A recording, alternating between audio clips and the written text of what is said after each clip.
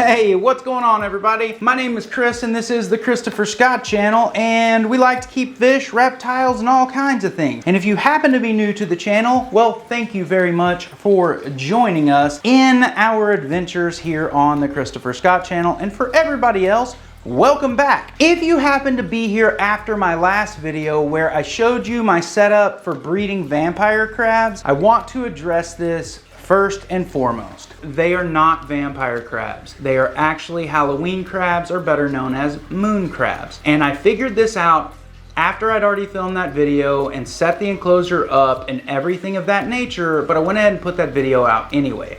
So I'm grateful to everybody that informed me of what was going on. I am truly, truly grateful for that. Now, what I could do is I could sit here and blame the dude at the reptile show who lied to me. I could say that it was his fault, but in all honesty, it's not. It's my fault. I am the one that walked in there. I'm the one that believed what he had to say. I had been researching vampire crabs for so long. I had never actually seen them in real life. So when I looked down at the tub and saw the top of this particular crab, it had purple all over it, and it was very, very dark purple, which is all the vampire crabs I'd ever seen doing my research. And when he told me it was a vampire crab, I just believed him.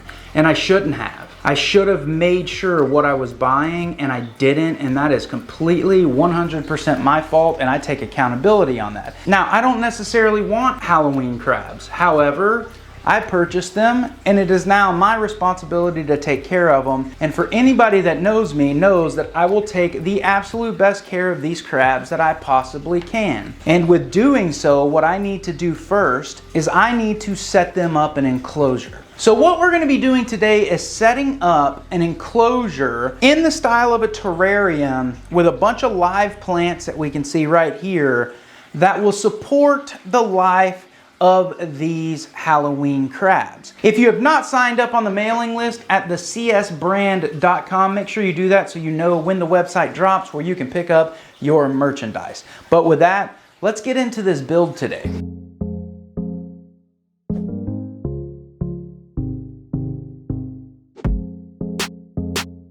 Well, what we're gonna start with is a 40-gallon breeder tank. And in the bottom of this 40-gallon breeder, I wanna lay a nice single layer of some drainage rock.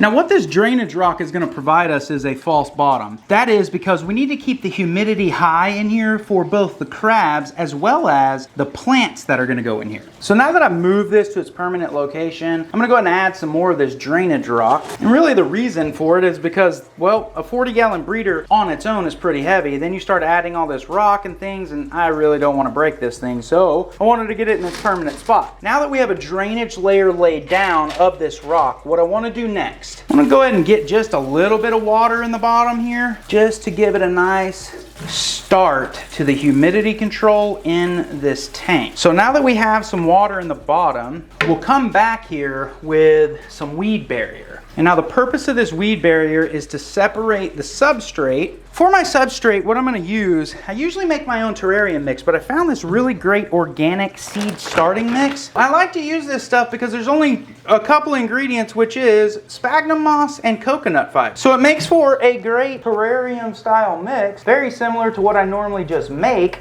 but it's cheap because it's only about $4 a bag. And what I've put in here so far is only a half a bag of it.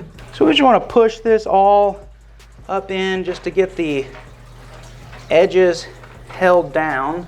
Then we'll come back in and fill this up. And as we lay this down, we want to moisten this.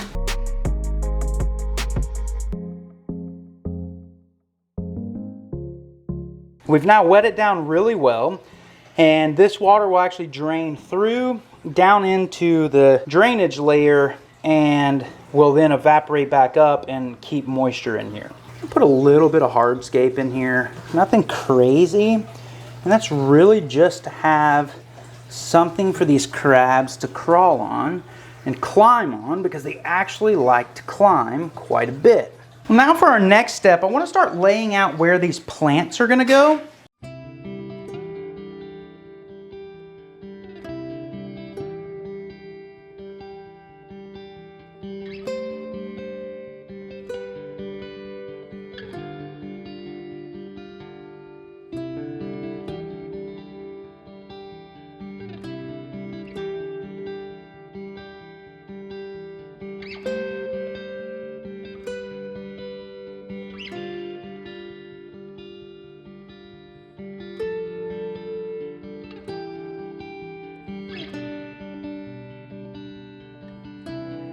So now that we have all of our plants in, we're gonna just come back and add some aesthetics to this. And what I'm doing now is just pushing some cork down in here to give it just some wood look, like foresty type look. And this is, like I said, just more so for aesthetics than anything else. This is not going to provide any kind of function really, other than the fact that this will be a bioactive setup. So I will have springtails, and I will also have isopods in here, and they do like cork and such. So we also need to get the water system set up in here, and the water system is going to be quite simple actually.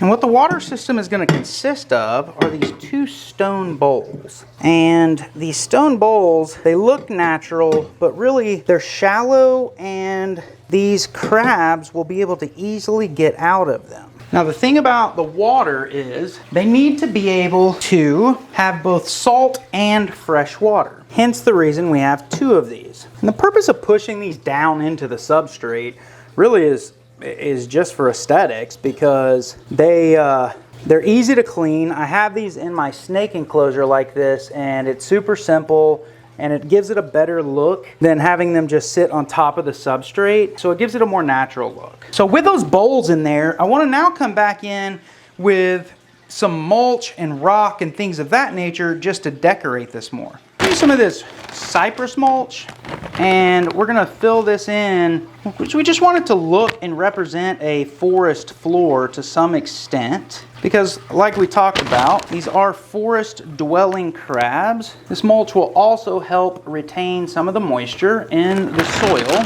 plus it makes it look somewhat nice as well. We're just gonna wet all this stuff down, kind of clean off the glass a little bit. We got a couple of more elements we want to add to this.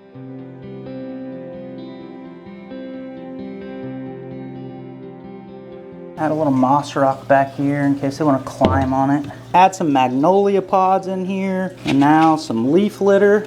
These are magnolia leaves.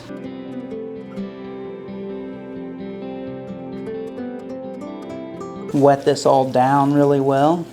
All right, well, looking at this thing from the top, it looks amazing. So we're gonna take a closer look at this thing. We have all the plants in here. We have some cork and a bunch of leaf litter, some moss stones, a nice piece of driftwood that they'll be able to climb on. We also have two different bowls here. This one over here is salt water, this one is fresh water. And the salt water I actually mixed up because I have salt left over from when I had a saltwater tank. Went ahead and mixed up some salt water and checked the salinity on it and got that right. And then we just have some regular fresh water. I actually take this out of one of my tanks. The way I handle this bowl is the exact same way I handle the bowl that is in Gerald's enclosure, who's our little corn snake. And that is, I clean all this water out, clean the bowl out, and then just fill it back up every time I clean the enclosure out. So everything is in here. They have plenty of hiding spaces up underneath the plants and such. Plus, this substrate is soft, so they'll be able to burrow themselves down into the substrate if they feel the need to. These crabs, from what I'm reading, are extremely messy, and this is probably going to get destroyed. So while it's here and pretty in all of its glory, let's take a closer look.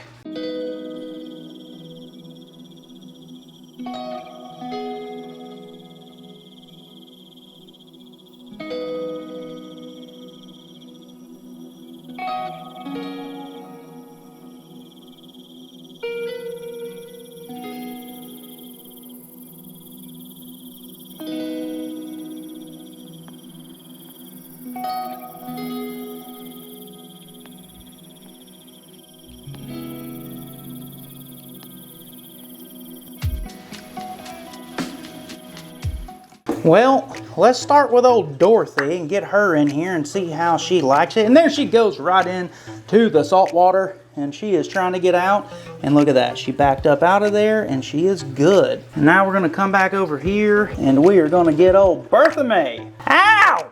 And here goes old Bertha May. Bertha May's in her, oh, she's right in the water too, and she's going up underneath there, right up next to old Dorothy. So we got Bertha May and we got Dorothy in here. And now it is time for none other than Dewberry. And there goes old Dewberry. He's going off in there too, looking for a place to hide, and there he goes, back up into the brush. Look at that. We got Dorothy right there. She's hiding up under that plant. We got Dewberry back there hiding under a plant, and then we got Bertha May there who's trying to climb out. She's not gonna get out. They are all in here. So what I need to know is, for all of you that commented that these were not in fact vampire crabs, but these were in fact Halloween crabs, what I need to know from you, is this a better setup for them? I think it is based on my research, but I really want your opinion. So make sure you comment below and let me know what you think. I personally think it turned out pretty sick, but that's me. So let me know in the comments. 2 days later. Well, looking in on this crab-a-tat one more time, we're looking in here and we can see, oh, look at that. Right there. There's old Bertha May, she's hanging out. Old Dewberry and Dorothy, they're back. Oh, look at that.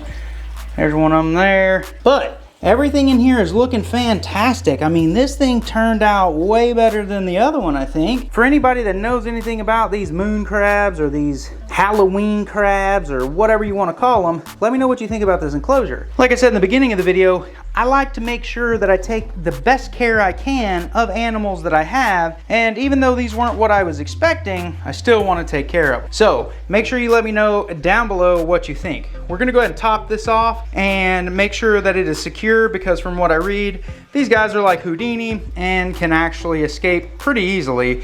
We don't want that to happen. I don't know that they could escape unless they're gonna like scale up this long plant here or this one here, but we don't want to take the chance. So let's go and get this topped off and we are good to go on this thing.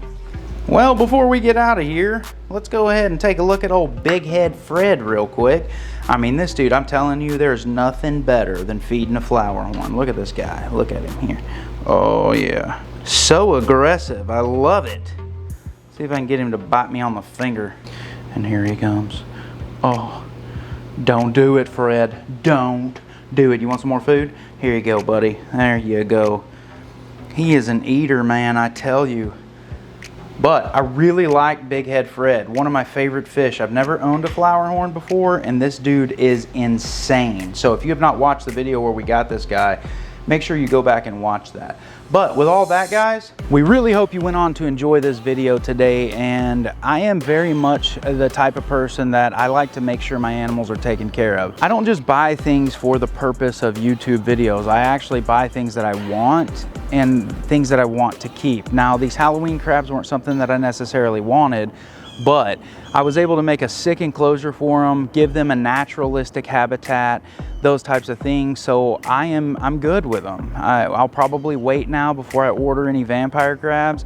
We're gonna use that other bin setup for something else that we already have. We're gonna go ahead and transfer it in there because it is a good setup for it. So we'll take care of that. But I just wanted to say, you know, thanks guys. Thank you very much for coming to watch this video. Thank you for everything you guys do for the channel, likes, comments, subscriptions, all that kind of stuff. And if you have not commented below to let me know what you think about this new enclosure, make sure you go ahead and do that now. Also, make sure you find us on Instagram, Facebook. All of the links to those are in the descriptions of every video. And make sure you sign up on the mailing list at thecsbrand.com so you do not miss the launch of our new merchandise website. So with all that, guys, thank you very much, and we will see you next time.